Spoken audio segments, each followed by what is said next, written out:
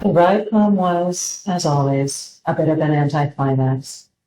It would have been easy for him to get careless and sloppy, but he was too smart for that. He followed a different path home, also pre-chosen, but still within the speed limits and following all traffic laws. As he neared his home, he once again killed the lights, coasting into his driveway as he turned off the ignition. Again, he sat and listened for a minute, seeing nothing. He went through his mental checklist. Poncho would be folded into a small lump and melted in an old votive candle holder, which would be thrown out with the regular trash when full. Trash bag would get the latest thrift store donations tossed inside, then dropped off anonymously at a major donation station downtown when he went for his next weekly maintenance drive. Compostable gloves and produce bag would be cut up and mixed with yesterday's coffee grounds and vegetable trash before being incorporated into the compost bin. Backpack and jacket would each go through a separate 20-minute low-heat dryer cycle. Hat and all clothes, including shoes, would go through the washer and dryer on separate loads. He always wore the same outfit the next day after that first wash as he gardened in his own yard, being sure they got appropriately muddy before again putting them through a second wash and dry cycle.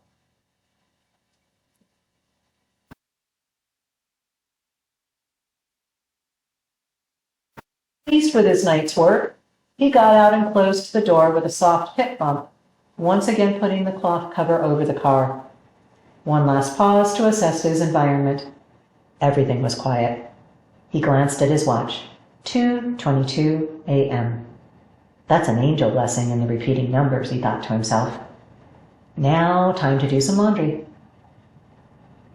Muscle memory. All right, what are we looking at here? McConnell did not sound happy. It had taken the IT guys nearly 2 hours to install the large screen monitor and get the interface with the war room workstation to function, and McConnell clearly didn't have 2 minutes, let alone 2 hours, to waste. Janet considered the picture of a human body, more a thumbnail really, centered in the monitor screen. Is there some way we can flip the monitor 90 degrees? Farley obligingly got up and swiveled the monitor from horizontal to vertical orientation on its wall mount. That's convenient, muttered McConnell. Janet hid her smile. There, that's better. So, sir, what we're looking at here with this first diagram is the human body and how fast the cells of different parts regenerate. Going on the basis that human DNA stores memories that happened to the body, and trauma in particular, we originally thought that bones would have the longest DNA memory storage capacity, if you will. But when we look at this diagram here, it looks like muscle cells have DNA with a longer memory. Now, if we look at the next slide here, Janet leaned over Farley's shoulder to click on the forward arrow. We can see how the traumatic information enters the brain's short-term memory system and then travels down the vagus nerve to its termination here in the solar plexus, your gut. That's why people say to trust your gut, or I have a gut feeling. You actually do feel brain impulses in your belly. I found that fascinating. Anyway, that's what we're looking at, sir. Janet nodded towards the image and stepped away, letting McConnell and Lucero both lean forward to peer intently at the large screen on the wall. McConnell clicked the pictures back and forth a few times, then leaned back with a frustrated sigh. I guess I'm just stupid. I don't get it. It doesn't make any sense to me at all. How does the DNA in your cells have memory to begin with? We can't go into court with this. What's the source for this information? Where did you get these diagrams? Janet nodded again. I thought you might want that information, sir. I've listed all my resources. They are all articles from peer-reviewed journals, both medical and psychological, including MIT and CBI.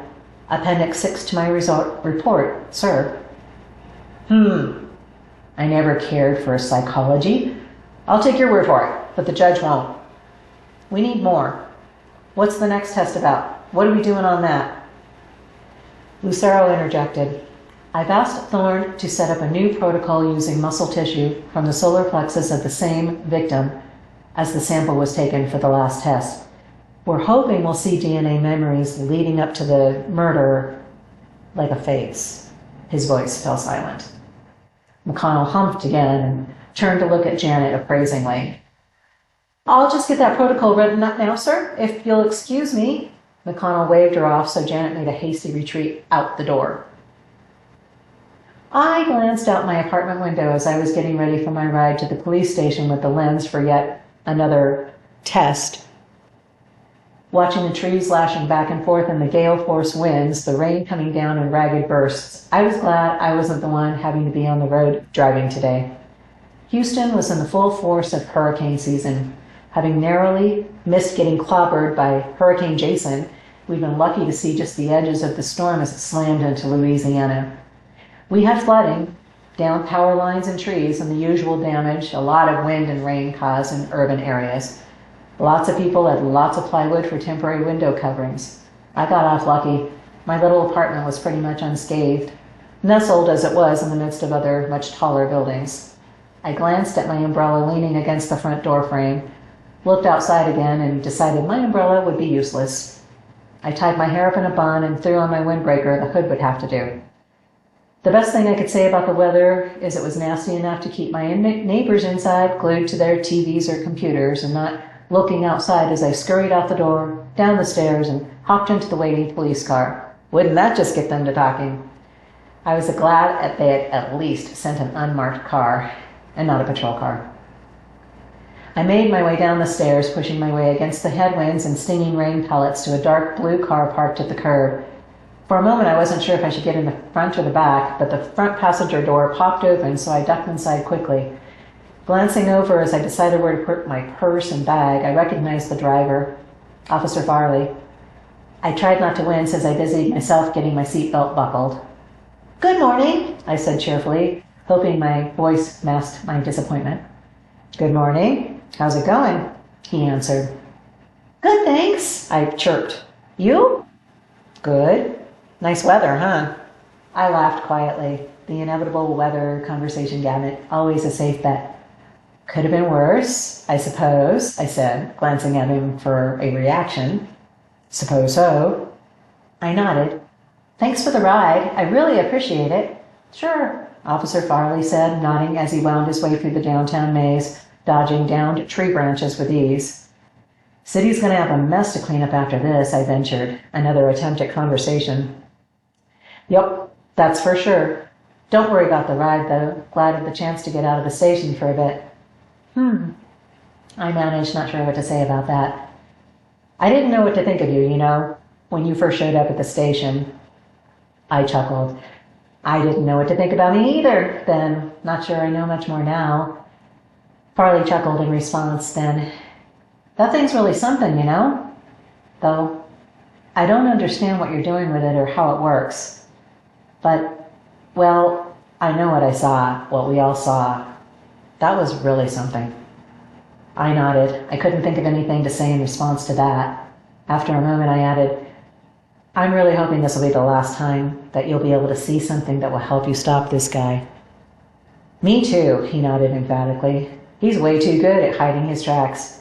If we can get something, a face, a license plate, any unique identifiers, we might have something to go on instead of just finding more bodies."